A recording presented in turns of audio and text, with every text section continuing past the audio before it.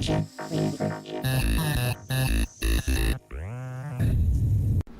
guys, Project Reaps here, and today I'm bringing you a video about the ability Cleanse, or I should say talent, since it's not an ability, it's a talent, that you get at level 7 with most of the supports. There are three supports that do not have Cleanse in their kit, and those are Tyrande, Tassadar, and LiLi. The other supports all are offered Cleanse at level 7. And what Cleanse does is, first of all, you got a 60-second cooldown, so that is pretty long. It's about as long as an average ultimate cooldown. And it will, when targeted on an ally hero, remove all crowd control and make them unstoppable, meaning that they cannot have any more crowd control applied to them for the next 1 second. This was recently nerfed. It used to actually last 2 seconds, but they have reduced that to 1 second as it was a little bit overpowered. Now that it's only 1 second, it's become very, very difficult to use and to time properly. But I want to kind of talk to you guys about when it's best to use it, although quite frankly, the situational awareness that it takes to use Cleanse properly, it's very difficult, and it just takes practice. You're going to have to practice quite a bit to use Cleanse at the right time in the right situations. But hopefully I can give you guys the knowledge to use it in the ways that work best. So let's get right into it. The main thing you're going to find yourself using Cleanse for is to protect allies who are using a channeling ability so that they don't get interrupted. So the first thing I want to say is Cleanse will remove Silence, Stun, Slow, Polymorph, and Root. And in the case of channeling spells, you do not need to worry about people with slows or people with roots. These will not, well, you can cleanse them afterwards. But when it comes to polymorph, so against Brightwing, or when it comes to any stuns or any silences, it's important to use Cleanse right before the enemy hits your ally with that crowd control. So let me first talk about ults. For instance, if LiLi were to do Jug of 1,000 Cups and I were playing Brightwing, my first goal would be to get in there and hit her with a polymorph as soon as possible. That way her ult stops, she's no longer healing her allies, and she has to deal with the 70-second cooldown before she can use it again, and I've effectively canceled all the effectiveness of her ult. So if she had, say, a Charism on her team and he's taken Cleanse and he sees me going in there to use my polymorph, that's when he'd want to hit her with Cleanse and then probably try and target me down to push me back so that I can't, or have her run away a little bit to get that distance so that I can't polymorph her after that 1 second.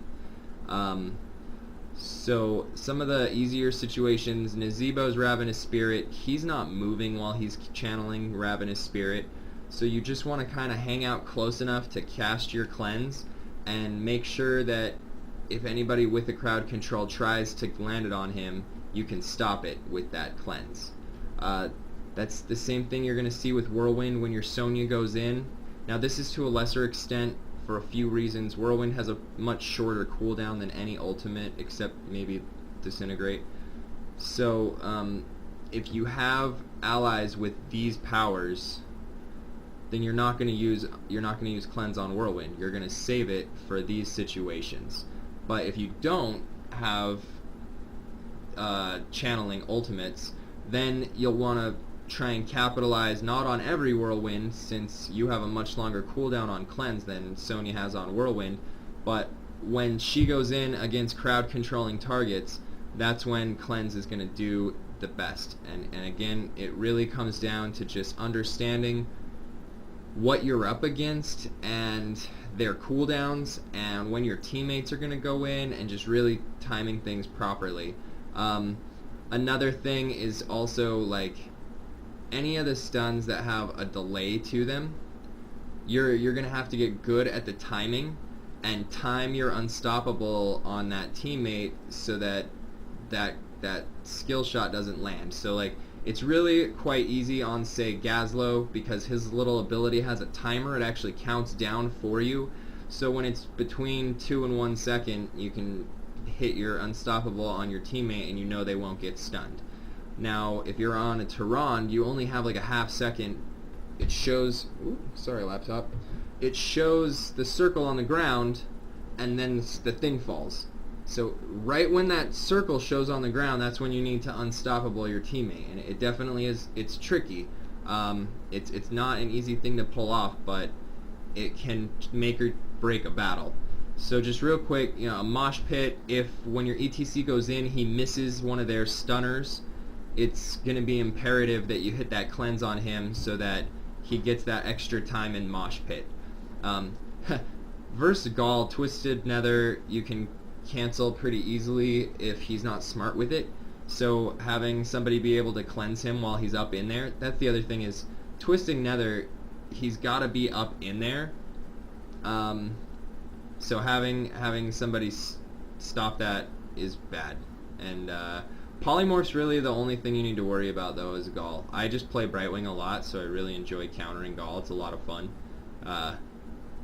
Using the block to counter his big basic attacks, which, if you guys don't know, that block is good because a lot of people think block is bad. Go watch my block video. I'll put a link for you somewhere on the screen right around now. And it's pretty good. They just buff block and it's actually really good now. Disintegrate has a pretty short cooldown. It's still an ult, but it honestly should fit more right here.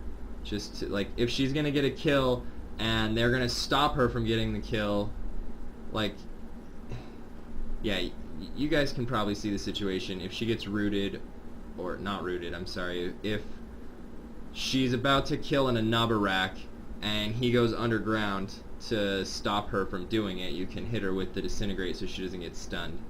But she'll probably blink anyway, or teleport. Strafe is a really good one. Like on this, if she gets rooted, you can use cleanse afterwards. But if a stun's incoming, you need to try and get that cleanse off beforehand. And the reason for that is a stun will completely cancel her ult. A root will not cancel her ult, it will just stop her in place, but she'll still be spinning using her ult, so you can remove that root so that she can keep capitalizing on it. Another thing is Nova. You know, the common thing if they're really far away and Nova's placed properly is just to body block it with your tank, but if Nova fires this ult and she's close enough for someone to hit her with a stun, you can make sure she gets all 3 bullets off by hitting her with a cleanse. And possession, just like Nova's triple tap, it's a very short spell, so cleanse actually helps a lot on this. When you're up in there having a team fight, Sylvannas, like for example, let's say you're not able to kill any of them because Morales is doing a really good job healing and you don't have a good dive to get in there and kill her. So Sylvannas possessions the Morales, whoops, I don't know why I did that, guys. She possessions the Morales and Morales runs straight into your team. What their tanks are going to do is they're going to try and crowd control Sylvannas to stop this from happening.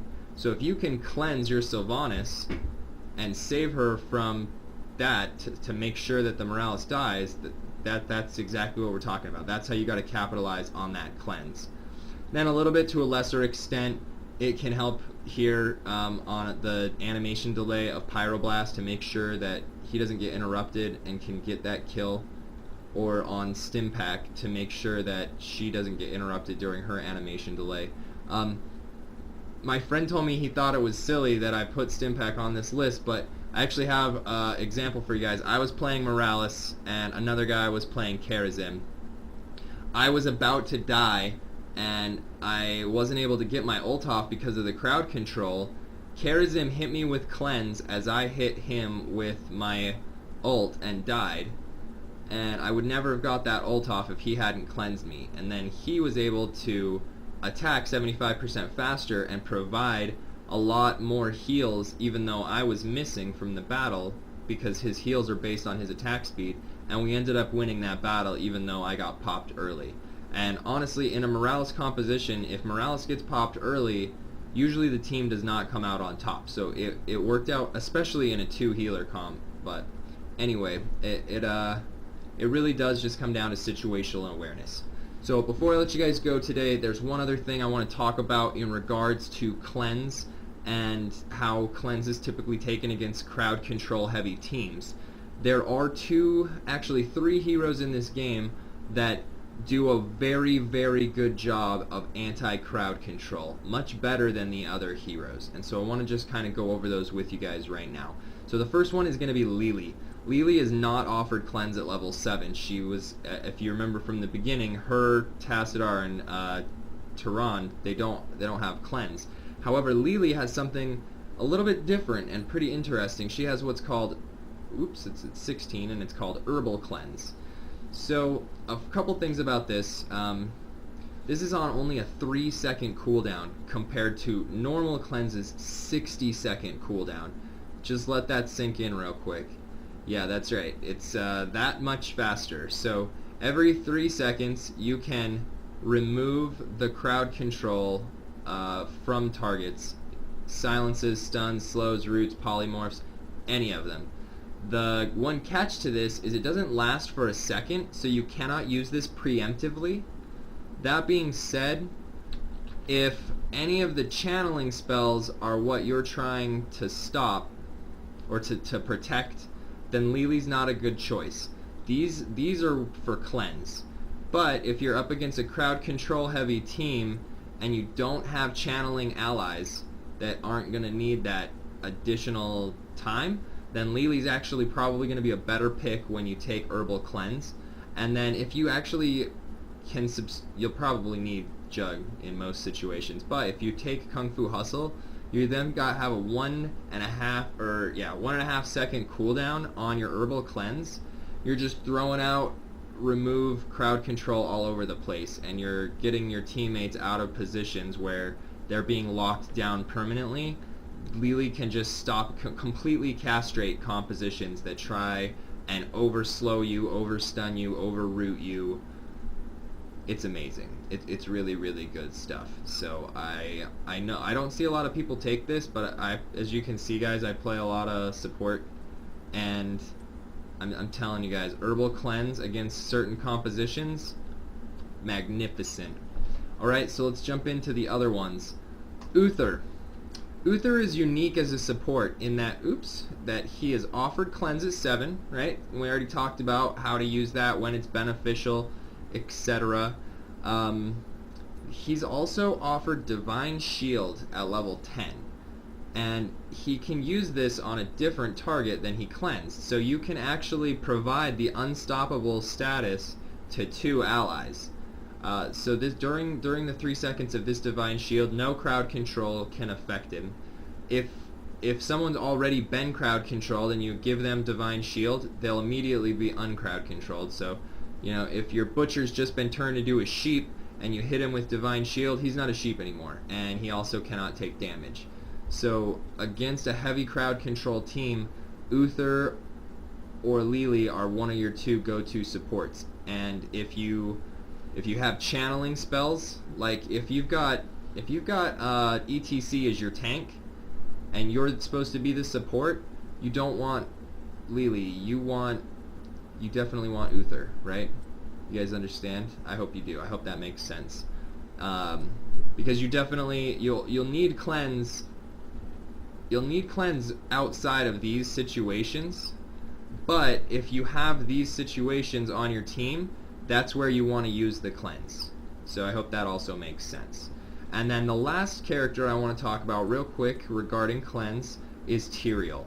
Tyrael has this ultimate that I don't see a lot of people use. It's called Sanctification, and after a brief delay, you will provide invulnerability status to anyone inside this circle.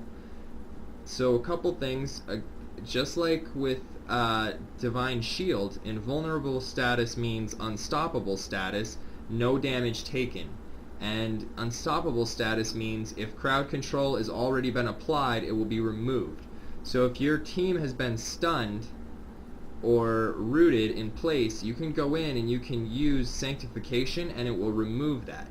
Or say if they've been silenced by a Wailing Arrow from Sylvannas, you can remove that silence and completely change the course of that battle.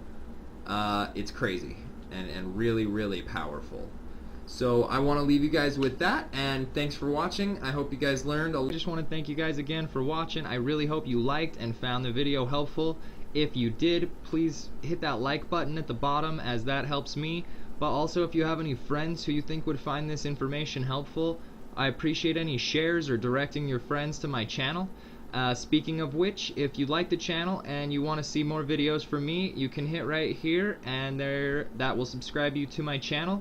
And then also over here are some other videos that I've made regarding some video game stuff. So hopefully you find all that as informational as you found this. I hope to see you guys next time, and have yourself a great day.